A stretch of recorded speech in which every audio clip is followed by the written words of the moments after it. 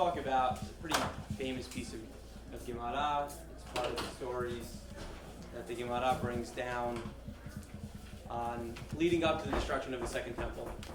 You know, what went down, what was happening as this thing started to go down. And there's a famous story with Rabbi and Zakkai, so I would like this to be somewhat interactive. It's a small room. Just if anybody wants to read, Aaron wanted to volunteer, so you sure? No. Anyone volunteer to read the first source? We'll go straight into the sources and we'll go from there. No volunteers. Okay. Like, you got it? Go for it. Mm-hmm.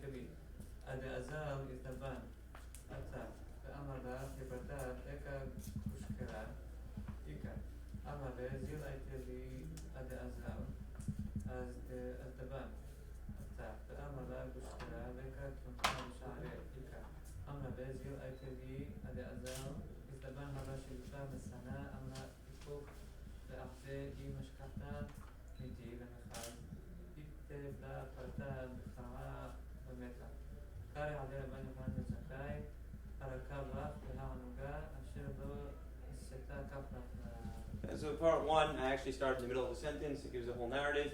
And Havakafna, there was a famine, right? Part of the siege, Jerusalem was besieged. Part of the siege obviously leads to famine. They have no resources. And then there's the famous story of Marta Bait Batos. Marta Bait Batos is a very wealthy person who usually doesn't have a problem with food. But when there's a siege, no matter how rich you are, she has a problem with food as well. So at first, she sends out one of her servants to go pick up food from the market. Originally, she wants the best type of flour. He comes back, there's no more of it. And then she says, okay, go get the next level. Comes back, there's no more of it. Okay, go get the secondary level. Comes back, there's no more of it. Until finally, she's so frustrated, she says, you know what, I'm going to go out myself. And she goes out herself, and she's barefoot. And she steps on something, and meta, she passes away from it. Very interesting story. And Rabbi Yochanan ben Zakkai, who's going to be our main character for today, remembers a pasuk. This reminds him of a pasuk. Which pasuk does it remind him of? Pasuk says, Haraka becha v'ha'anuga asher lo niseta kaf ragla. The Gemara cuts it off over here. Brought you the rest of the pasuk. It's a pasuk from Parashat Kitavo. Parashat Kitavo is where God tells Bnei Israel, if you don't follow my laws, then a list of all these terrible things are going to happen. And towards the end of this list, even the most sensitive, even the most sensitive of people, meaning elite people that have a high quality of life, suddenly their life will start to deteriorate. And this obviously reminds Rabbi Yochanan ben Zakkai of this pasuk. Now, why is it interesting that he's referencing this pasuk? Because contrary to the Kilalot in Parashat Bechukotai, where we have curses over there, where there they end with some sort of promise, some sort of upturn. But in Parashat Kitavo, if you look down at the source I brought you, just fast forward you to the end. You're going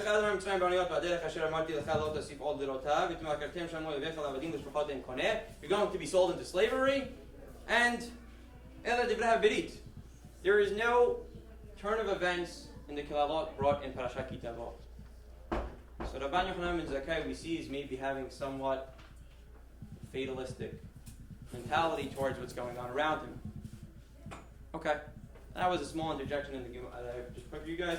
The Gemara continues, and we're just going to, fast forward because I brought you a lot of sources and I heard some complaints. So we'll fast forward within the third source. Find a good spot to start.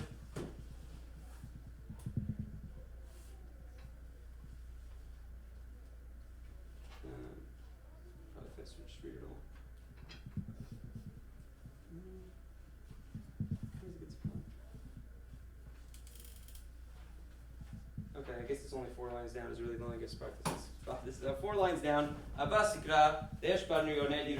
we know as the siege is being held, you have the militant crew of Bnei Israel who are at the walls, ready to combat with the Romans.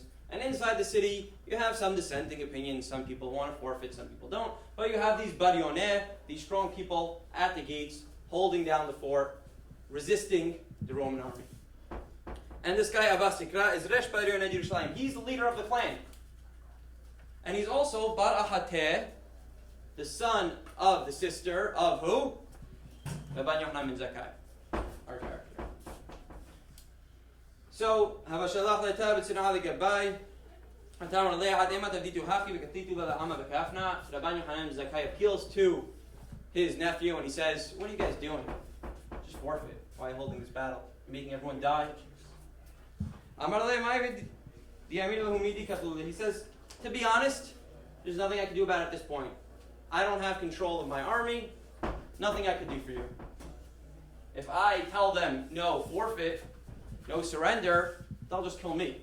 This resistance is going to go on whether I like it or not. So I may be the leader, but I don't have full control of them. So they come up with this ruse, and I'll try to summarize some of this Gemara for you. They come up with this ruse that Rabban Yochanan ben Zakkai is going to sneak out of the city and negotiate with the general of the Roman army. At that point is Vespasian. So he has to sneak out, he has to make believe he died, they put him in a coffin, only people who know him carry him, know the ruse, and they go through, and he gets out, and he encounters Vespasian. And this time Vespasian's not the emperor, here's Nero, but he's talking to the general, and they have a back and forth. So, Rabban Yochanan ben Zakkai, while they're having this back and forth, says, by the way, you're going to be king. Or he calls him, he actually just casually calls him king. So he says, I don't know why you're calling me king. So he says, oh, because, I know there's a pasuk that says, Lebanon ba'adir yipol, that the Lebanon will fall at the hands of an adir. The adir el melech, the word adir is always alluding to a melech, to a king. And Lebanon, the word Lebanon is always referring to Yerushalayim. Or Bet HaMikdash. Ve'en Lebanon el Bet HaMikdash. So now, if you come down with me, I'm skipping down to that parentheses. Ve'en Lebanon el Bet HaMikdash. Ne'emar ha'ar atava hazeh ve'Lebanon. U'deka'amart imal ka'ana. Amay lo ka'atita gabay adeidana. So says Vespasian, you just called me the king. If I'm the king, why'd you wait so long to come talk to me? So he says, adeidana barionah di'itban lo shavkinan. He says, there's nothing I could do. These people were holding up their resistance. Rabbi Yochanan ben Zakkai tells Vespasian, I wanted to come speak to you, but they weren't letting me go. Says Vespasian, Amar le, ilu havit shel devash v'darkon karuch aleha, lo hayu shovgin t'havit b'shvil darkon. Says, I understand. If you had a barrel of honey, and you had a venomous snake wrapped around it, wouldn't you, in order to kill the snake, bust the honey jar? What is he trying to say? Any suggestions of what this means? What's he trying to do over here? What's he suggesting? Anybody? Kill the snake for what? Bust the jar of honey in order to be able to kill the snake. You see a snake wrapped around honey in your basement, you're going to go there with an axe and chop the whole thing up. What is Vespasian suggesting to Rabban Yochanan ben Zakkai at this point? She sacrificed. Right? The metaphor is obviously to Jerusalem. You have these venomous barioneh wrapped around Jerusalem. Time to let Jerusalem explode, let it go down. We'll take out the barioneh, raise it to the ground, and we'll rebuild. What's Rabban Yochanan ben Zakkai's response? Anybody with me? Ishtik. What's shetika? Doesn't say anything. What does shetika mean? There's no intent. Sometimes it's agreement, sometimes it's shock. Okay. Dumbfounded. Excellent. So sometimes, more often than not, the Gemara has a principle, shetika kehoda. When there's an exchange, and we're having an argument that's being exchanged, and you have the last point, and I just look at you like this, means I don't really have a response, you're right. Sometimes the Gemara says, Lo ashkach beh. No, he's disregarding it. It's a little tough to say that he's going to disregard the emperor's claim, the general's claim at this point. So, Kari aleh Rav Yosef, v'itema Rabbi Akiva, and these are important names. I guess focus on Rabbi Akiva. Post facto, after the story was recorded, Rav Yosef or Rabbi Akiva responded, and they said, Meshiv hachamim ahor v'datam yisachel. Laban Yochanan ben Zakkai was obviously shocked, taken aback. Should have had a good answer, didn't have a good answer. What should his answer have been? Rabbi Akiva is saying in the mouth of Laban Yochanan ben Zakkai, Shaklin al nesavatav, shaklin al nedarakon, v'katlin al ne, v'habita shafkin al na. He says, no. What do you mean? Go have a careful operation. Carefully, you first remove the snake from the barrel, then kill the snake, and you preserve the barrel. I.e., Rabbi Akiva is saying, Jerusalem can be preserved. Yes, there's bad going on over here, but we have a way to carefully, surgically, if we do it right, preserve Jerusalem, preserve the Beit HaMikdash at this point.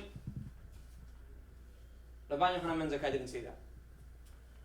Rabbi Akiva says he should have said it, he wasn't thinking straight. Let's fast forward to the end of the story. Towards the end of the story, Vespasian is impressed with his encounter with Rabbi Yochanan ben Zakkai. And he says, okay, I'll grant you something. And what did Rabbi Yochanan ben Zakkai ask for? He has a list of a couple of things. The famous one is Yavne b'Hachameha. He says, okay, you're going to destroy Jerusalem, I give in.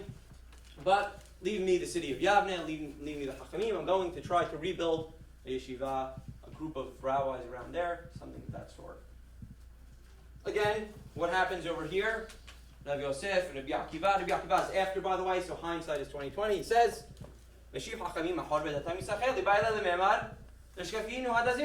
told Vespasian what? Fold up your siege and leave. Why did he say that? Because he knew that wouldn't be something that would be granted. Okay, so let's pause here for a second. Let's open this up.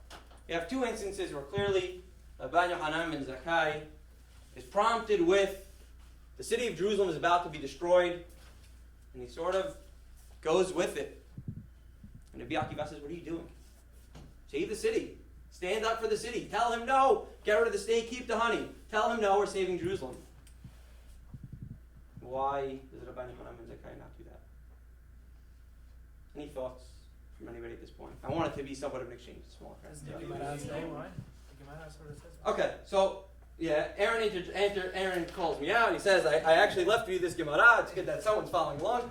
The Gemara, it's not Laban Yochanan ben Zakkai. The Gemara, after, now it's compiling the story, after it has Rabbi Akiva's interjection, says, V'hu savad, what could Laban Yochanan ben Zakkai possibly have thought at this point? So he says, no. He's not going to fold up his whole operation, his whole offensive, right? Rome trying to build an empire. He's not going to do that. But he'll give me something small. So if I ask for something big, I won't even get something small. But I ask for the small thing, I'll get that small thing. That is the Gemara's interjection. So it seems to be, we take, again, going back to Laban Yochanan ben Zakkai, alluding to the Parashat Kitavot, that doesn't have a promise of redemption, of change. And his attitude towards the siege, when he's talking to Vespasian, very defeatist attitude, very fatalistic attitude. He's not really looking forward. Hey, maybe I'll snag something, get something. And Rabbi Akiva says, what are you talking about? And the question is there a little bit more to Rabban Yochanan ben Zakkai's calculations? So turn the page. And I want to try to look at other sources to compare the characters of Rabbi Akiva and the character of Rabban Yochanan ben Zakkai. And I'll make a disclaimer in advance. The picture we're going to paint for Rabbi Akiva is not going to be an extensive picture. I'm going to cherry pick sources just to paint a foil to our main character, that's Rabban Yochanan ben Zakkai. So I'm acknowledging that Rabbi Akiva is a way more sophisticated character than we're going to paint, but I'm trying to paint a foil to Rabban Yochanan ben Zakkai to see who he was. So who is Rabbi Akiva? Let's let's fast forward a couple of years. The Romans do destroy the temple. Rabbi Akiva is actually a couple of generations later. The Romans do destroy the temple. And how do we respond to destruction? What is Rabbi Akiva's reaction? So the first source is a famous source I brought you. It's the end of the Gemara Masechet Makot. And Rabbi Akiva is walking with a bunch of rabbis along the Temple Mount. And they see foxes running around. No, I'm not getting to the foxes yet. They see foxes running around the ruins, and all the rabbis are taken aback. They're distraught. They're crying. Look what we had. Where did it go? It's gone. And what is Rabbi Akiva doing? He's laughing it off. Ah.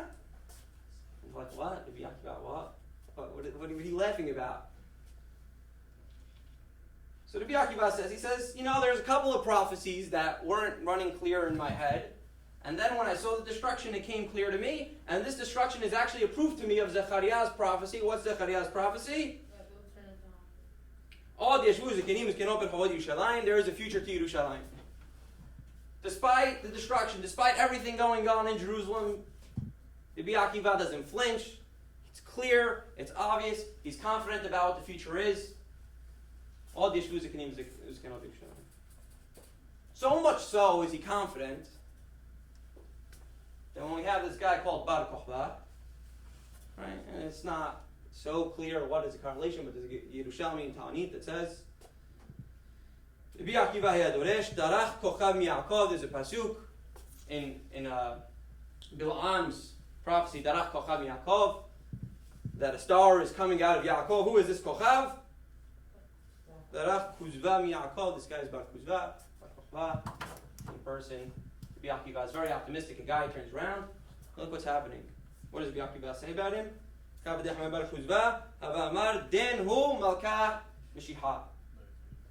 This guy's Mashiach.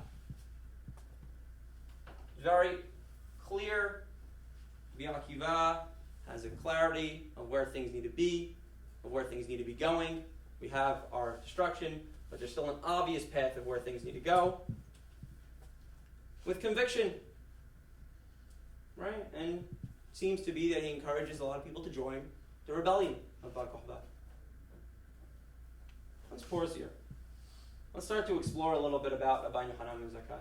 Rabbi Yochanan ben Zakkai is very, very famous for, after the destruction, if you look at the source of Rabbi Yochanan ben Zakkai, וזו אחת מתשע תקנות שהתקין רבן יוחנן בן זכאי מי שנחרב בית המקדש. Okay, it's not here actually.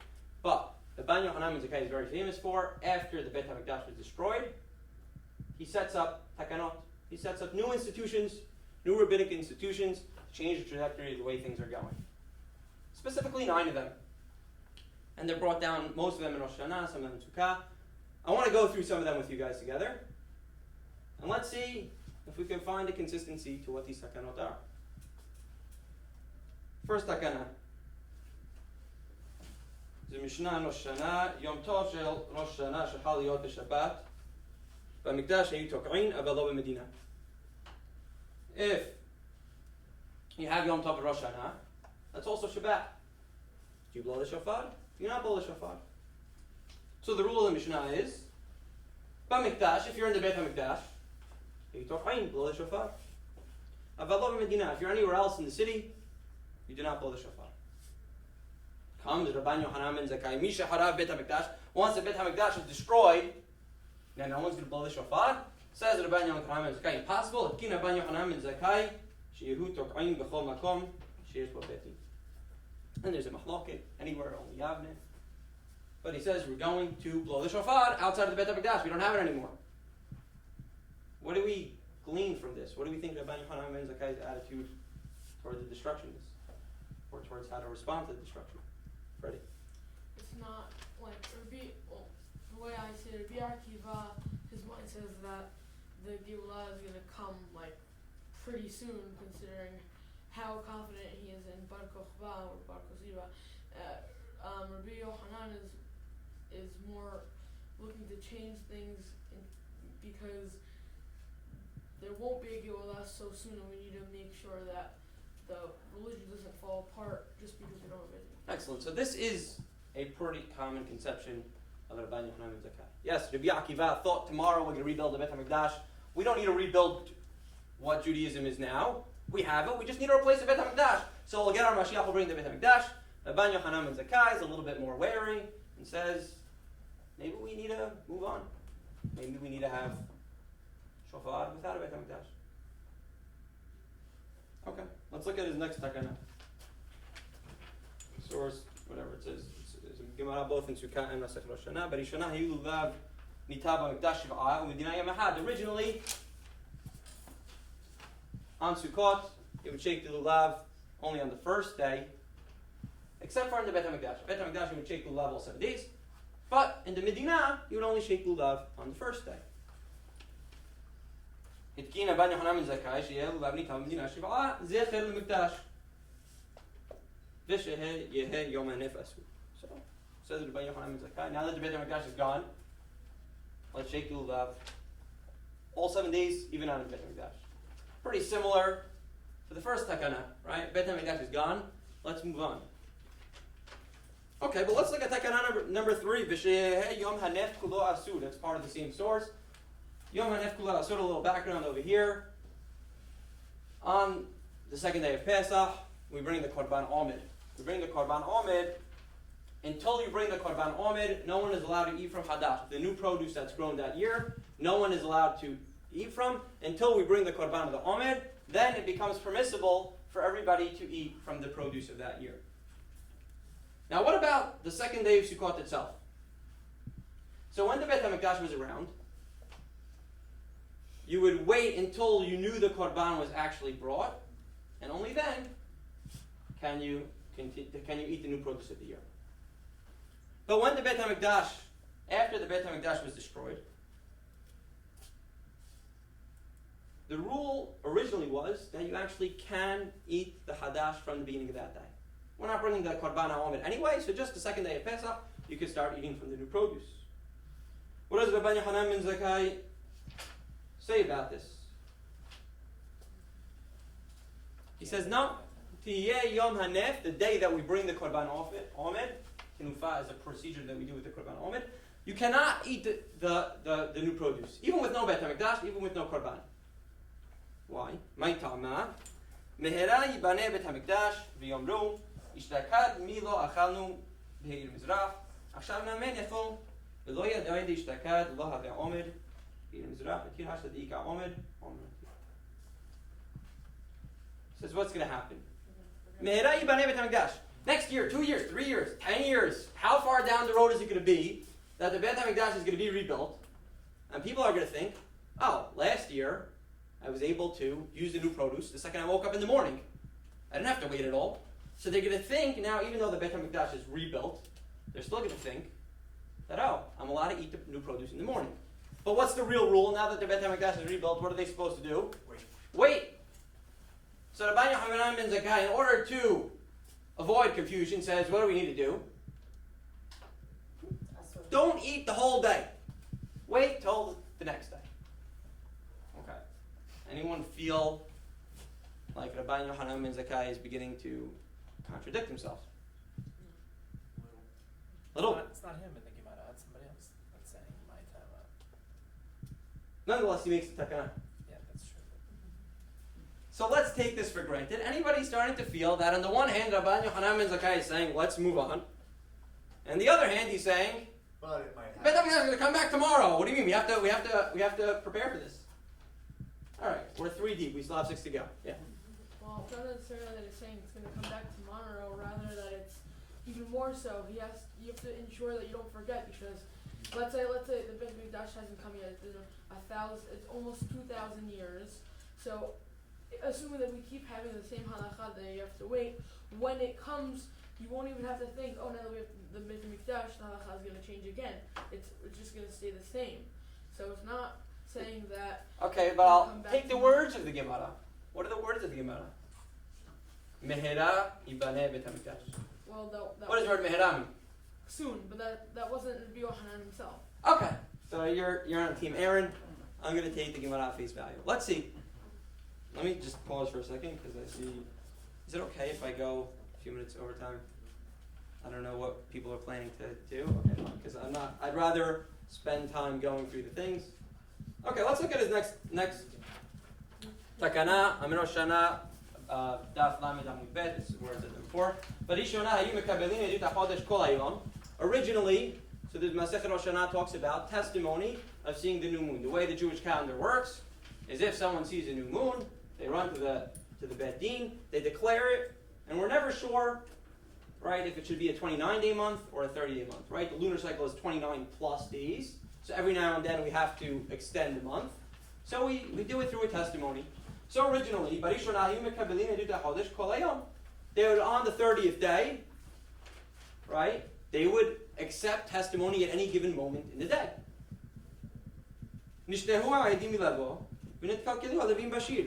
But now what happens, a lot of times, they wouldn't come till late in the afternoon.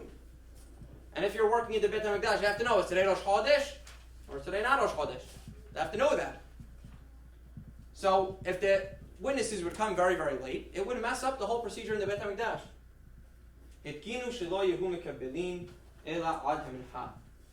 So they said, no, we're going to make a cutoff point. That cutoff point is Minha.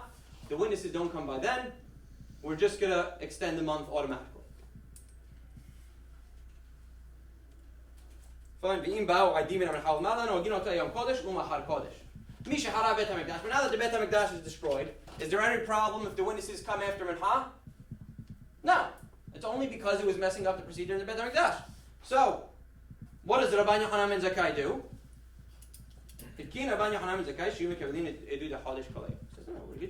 Let's go back to the original. We don't have the Beit HaMikdash. We don't have the Beit HaMikdash, and we don't have to worry about the Beit HaMikdash being rebuilt. Right? We're just going to go back and accept witnesses.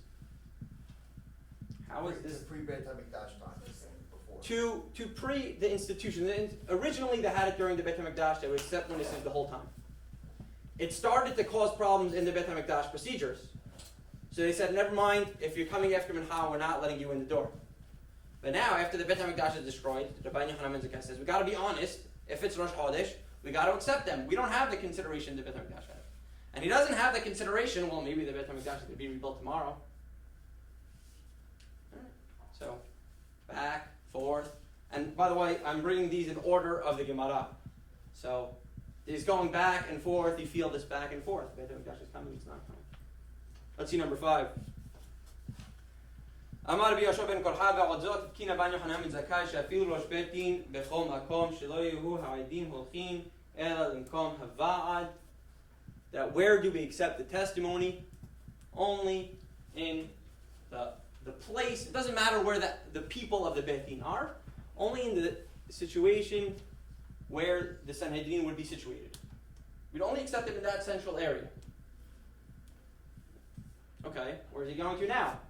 Going back to the centrality of one place. Who cares? Beit HaMikdash is not there. Why not?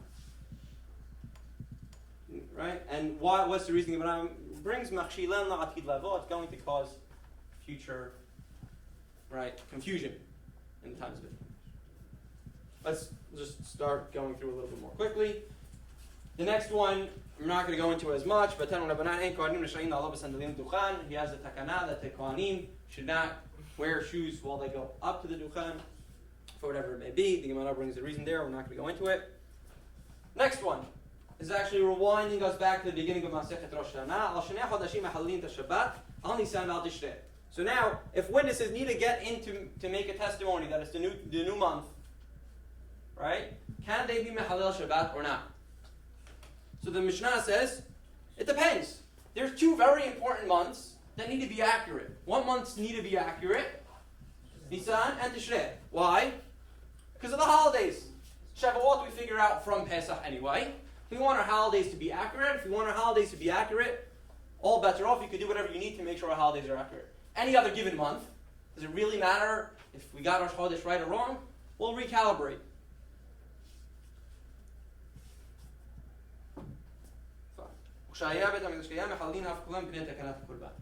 But in the times of the Beit HaMikdash, what's the rule? Any given month, you're allowed to violate Shabbat to testify about the new month. Why? Because even if there's no holidays, the Korbanot procedure, every Korban you bring for Rosh Chodesh matters. So every given month matters. So, the Gemara commented this. Ukshaya bet hamidash kaya mehalalin al kulan pnei takanat korban. Tanu Rabbanan. Barishona hayu mehalalin af al kulan. The original institution was any given month you could ruin Shabbat, testify about Rosh Chodesh. Why? Because you care about the korbanot. You want to be accurate about the korbanot. Misha harab bet hamikdash. Once the bet hamikdash is destroyed, who spoke up? Amar lahen Rabban Yochanan ben Zakkai. V'chiyesh korban. Do we have to worry about korban anymore? No. Kinu shelo yehu mehalin ela al nisan al tishrei b'lvad. Made it that only nisan and tishrei. Again, Rabban Yochanan ben Zakkai now making an institution seemingly decentralizing from the Bet HaMikdash. Another back and forth. Okay, we'll go on to Gemara. So, the next one that the Gemara brings is that when a ger is ger shenit gayer bizman hazeh sarich sheyafish rov al lekino, when somebody converts, they have to separate a certain amount of money to bring as a korban. Why? So the Rashi says, because when Bnei Israel were inaugurated as Jews, there was a korban ceremony. So now, for every convert, we're going to have a korban ceremony. Now, what happens when there's no Bet HaMikdash anymore? Well, originally, they were still separating money, saving it up to maybe the Bet HaMikdash will be. Says Rabban Yochanan ben Zakkai, no. Don't do that anymore. It was causing problems. She says it was causing people were stealing the money, using the money. Never mind that. Don't worry about the Bet HaMikdash anymore. Not relevant. One more thing comes up. The 9th takana, there's a machloket in the Gemara. We'll use just one of them. Rav Papa says that it is kerem levai. Just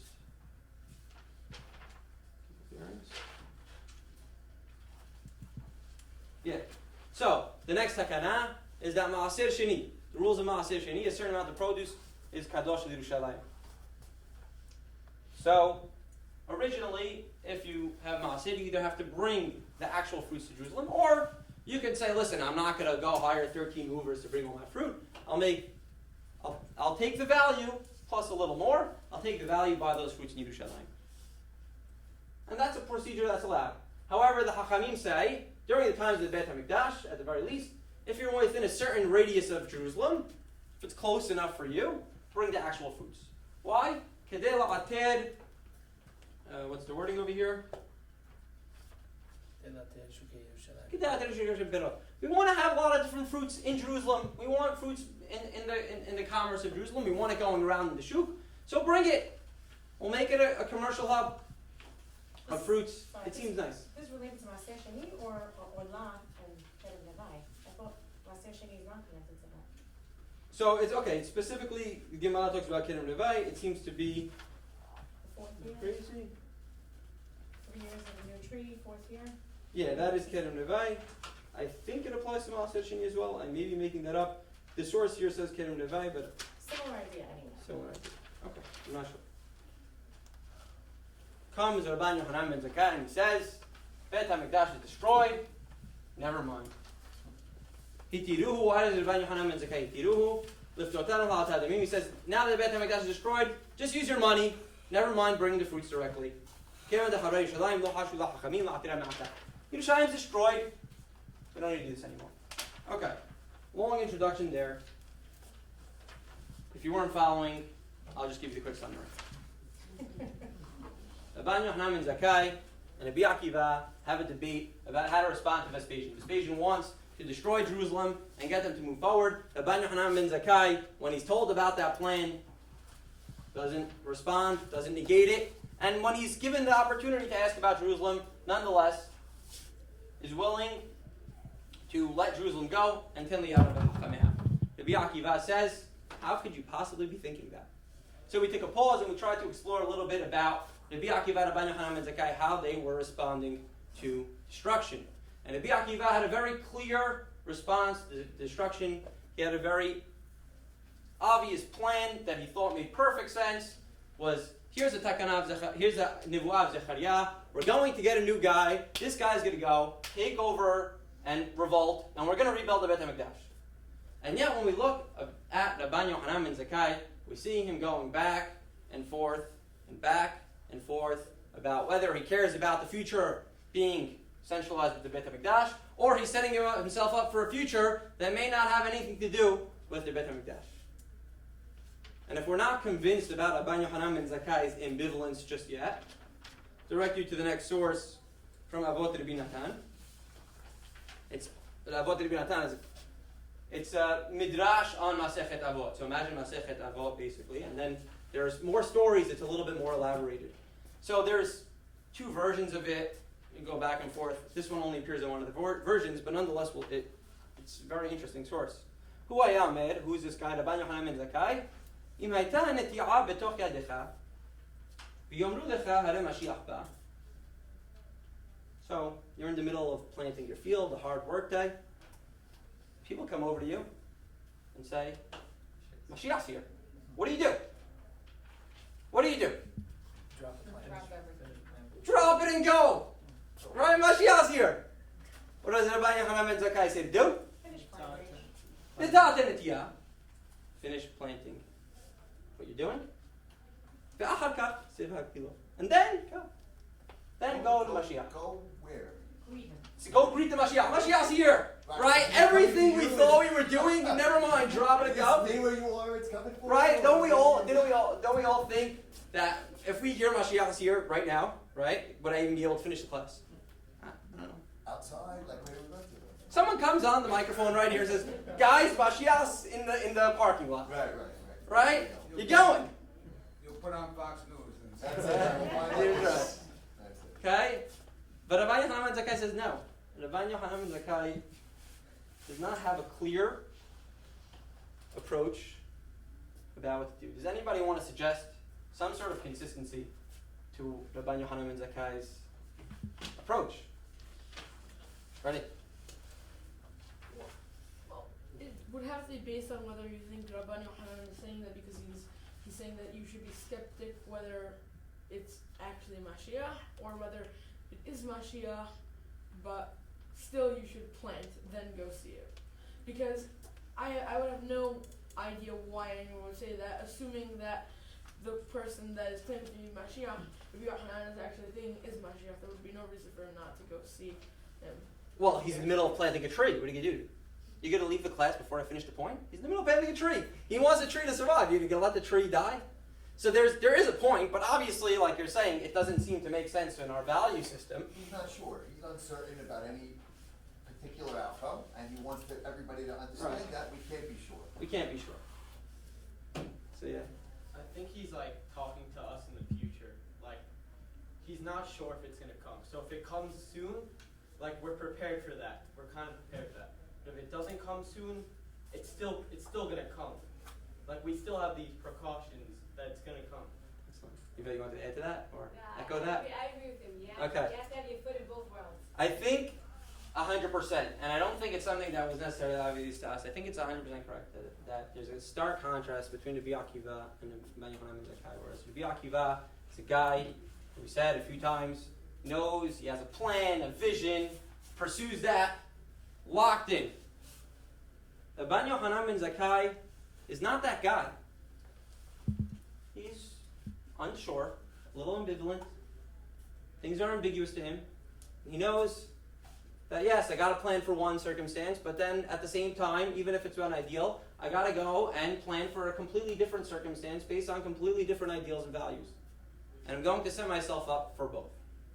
And if we're not sure about it, just say, let's read a little bit about what happens to these people as they pass away. And really, it's already 4:30. And I didn't even get the Hedgehog and the Fox. That was gonna be That's the only reason why everybody showed up. I'll try to be a little more quick, but I'm going to go a decent amount every time, if that's okay with you. If you want to leave now, you can leave now. Rabbi Akiva, when he passes away, so the pasuk says, right? And what does it mean to serve God with all your nefesh? Be willing to die for him. And how does Rabbi Akiva go out? He goes out a martyr. Right? He's one of the Asara Harugei Malchut. right? בשעה שהוציאו את רבי עקיבא להריגה, זמן קריאת שמע היה, והיו סורקים את בשרו ממסרקות של בשר, והיה מקבל עליו עול מלכות שמיים. They are carving the skin off his body, and it's time for Kiryat Shema, and he's being Mekabel al Atzmo ol Malchut Shamayim. He is living and dying by his convictions, by what he always cared for, and he's dying with it. Right? אמרו לו תלמידיו רבנו עד כאן, אמר להם כל ימי עד כאן, אמר להם כל ימי הייתי מסתער על פסוק זה בכל נפשך, אפילו נוטל נפשך. אמרתי מתי יבוא לידי ואקיימנה. He says, my whole life, I wanted to die for the cause that I cared about. I had my cause. I wanted to die for it. And I was worried about not being able to really follow through for my cause. Now I'm delighted to die for my cause. This is Rabbi Akiva. How does Rabbi Yochanan ben Zakkai die? A little of a less famous story. Rabbi Yochanan ben Zakkai is sick and dying. His students see him and he just burst out crying. What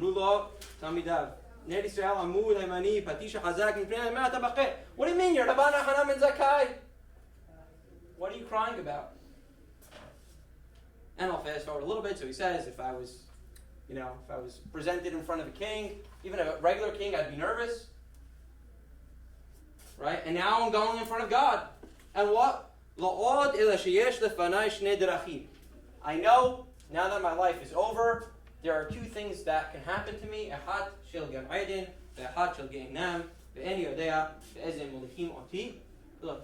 He says, I know I could go to Gan Eden and I could go to Gehinnom.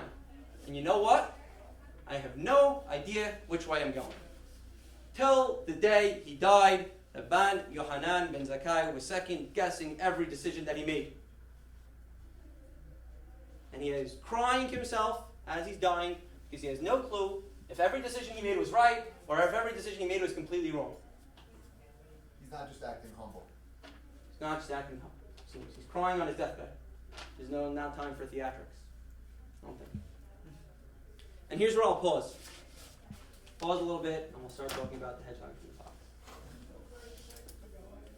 There's a lot of research recently, and yes, it's psychology and social science, and there's debates about what's considered accurate and what's not. But nonetheless, there's a lot of research going on about people and confidence.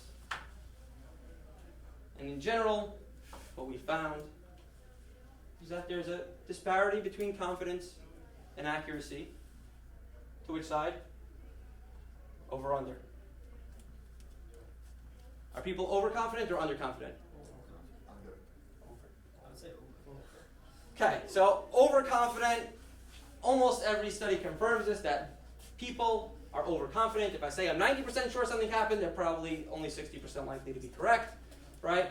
In general, people are overconfident, and there's a disparity between their confidence and accuracy. They tend to be more confident than they are accurate. But more so, when it comes to forecasting, predicting and anticipating the future, we're terrible at it. We're really bad at predicting the future. And this guy, Philip Tetlock, does research. Where is it obvious that we're bad at predicting the future? Finance, stock market. Finance, stock market. We're terrible at actually. You're more likely to be wrong than right about a stock per person. Not institutionally, but per person, you're more likely to be wrong than right about a stock. Unless you're weird. Galileo. And yet, people in the market are really confident about every decision they make. So this guy, Philip Tetlock, has a lot of research actually trying to prove that specifically with types of things like forecasting, you're actually, the more confident you are, almost the less likely you are to be correct. Almost, right? So there's almost a negative correlation between our confidence and being correct. But a broken clock is right twice. For a broken clock, yeah. So, I'm going to read you a couple of quotes that I didn't put on the source sheet, because that's one of my responsibilities. The first quote I'm going to read to you. It's from a book. Daniel Kahneman wrote a book, Think Fast and Slow. General idea of the book. I need a few more minutes, I'm sorry. I told him more already. General idea of the book is that humans have two systems of thinking. System 1, which is a fast mode of thinking. System 2, which is a slower, more meditative mode of thinking. And he tries to explain, well, if confidence doesn't come from accuracy, then where does it come from? Right? Usually would assume that, well, why would I think I'm right? Because I have a few pieces to believe that I'm right, right? So you would assume there's a correlation between my confidence and being correct. But if we're finding that people are actually way more confident than they are correct, so where does confidence really come from? And he says the following: subjective confidence in a judgment is not a reasoned evaluation of the probability that the judgment is correct. It's not about accuracy. Confidence is a feeling which reflects the coherence of the information and the cognitive ease of processing it. It is wise to take admissions of uncertainty seriously. The declarations of high confidence mainly tell you that an individual has constructed a coherent story in his mind, not necessarily the true story. So a human is formulating confidence not based on truth, but based on if in their mind they have a coherent story. So if I take 3 pieces of information and I draw a triangle that puts them together, doesn't matter if there's 4,000 other variables at work that I have no idea about, right? I have a coherent story with the little information that I have. I'm confident about my perspective. If I have 4,000 pieces of information in my bank, am I likely to be able to connect all the dots? No. So what am I? I'm uncertain. And therefore, it's the uncertainty that's somewhat more promising. So let's talk about the hedgehog and the fox. The hedgehog and the fox. I'm going to read from you from Wikipedia, just to give you a summary of what it is, if you didn't do it before the class. The title is a reference to a fragment attributed to the ancient Greek poet Archilochus. Isaiah Berlin has a famous. I'm getting there, throwing away my whole class. Fine. Okay. So, it's the fox and the hedgehog.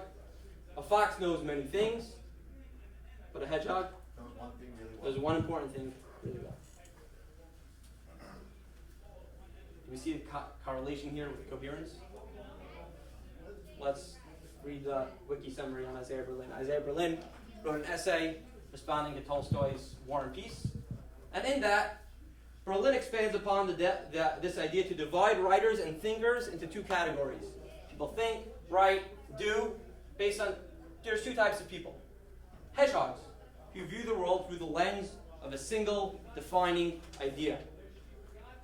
Examples are Plato, Pascal, Nietzsche, and a lot of other names I don't know. They don't put Marx here. Hegel, don't see Marx. Okay. Some people have a singular idea of how the world works, how things are supposed to be, and how to respond to that. And some sophisticated thinkers. And foxes who draw on a wide variety of experience and for whom the world cannot be boiled down to a single idea. There are foxes, right, obviously relating to the character of these animals, that they can't take everything and put it into one cohesive unit. So if you're a hedgehog and you have all these broad ideas, you take them, you piece them together. You have a singular view of the world, and what are you? Confident. You know you're right. But if you're a fox, you have all these pieces going together, you're not really finding a coherence in them. And what happens when you can't find coherence? You don't have the confidence. I'm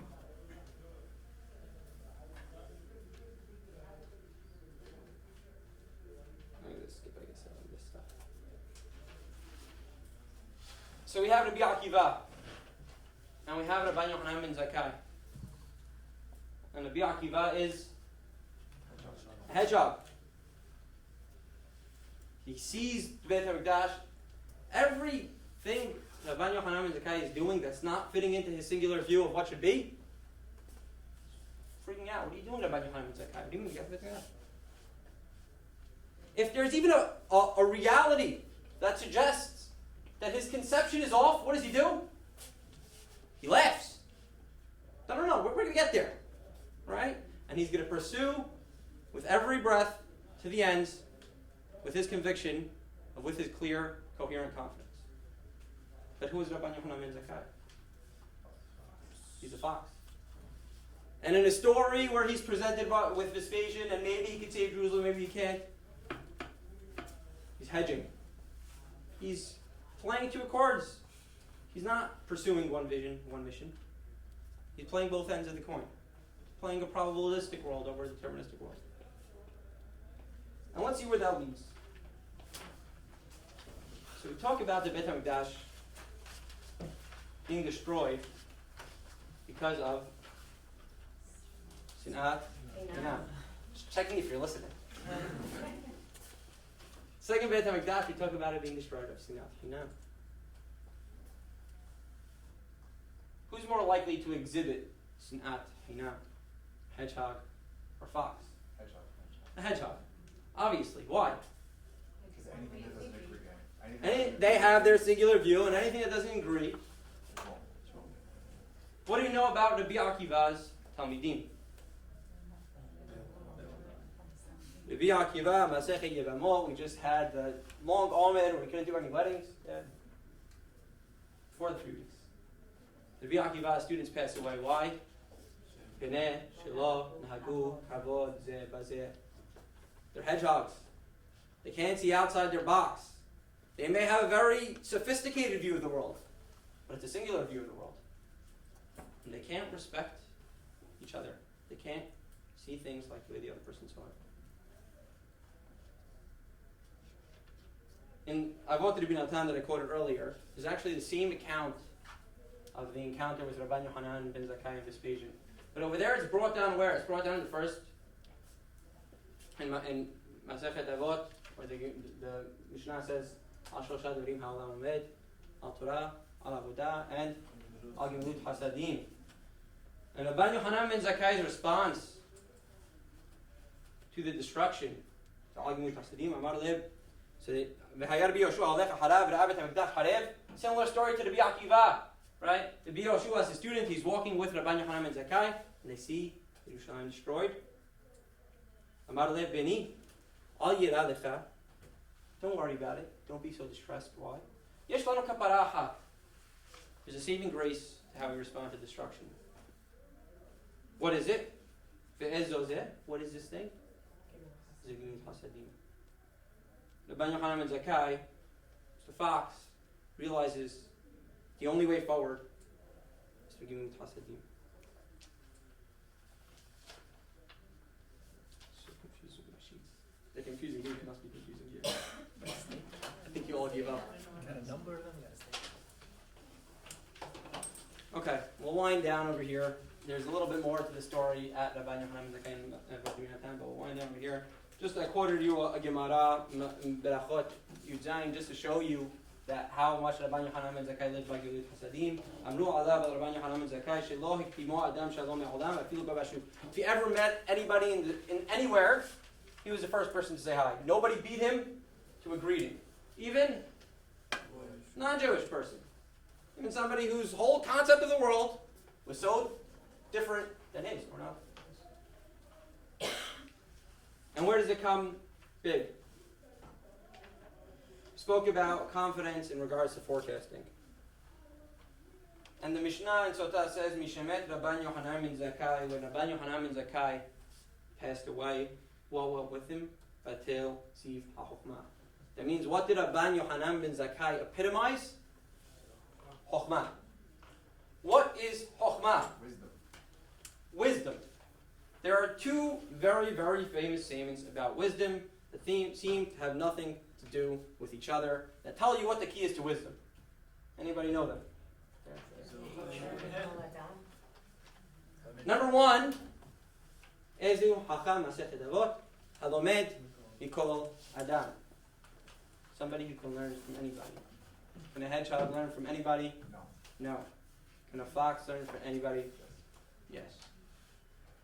Then there's another statement. Ezra Hacham, Masechet Tamid, Gemara. Who's a Hacham? Anybody know the other statement? It's here if you want it. Haroeh Tanolad. Somebody who can anticipate the future. Well, what's my key to Chokhmah? Is it anticipating the future, or is it learning from everybody else? seem to be two very different ideas. But if we use Tetlock's results, it's the same thing. That who is better at forecasting the future? Who's better at forecasting the future?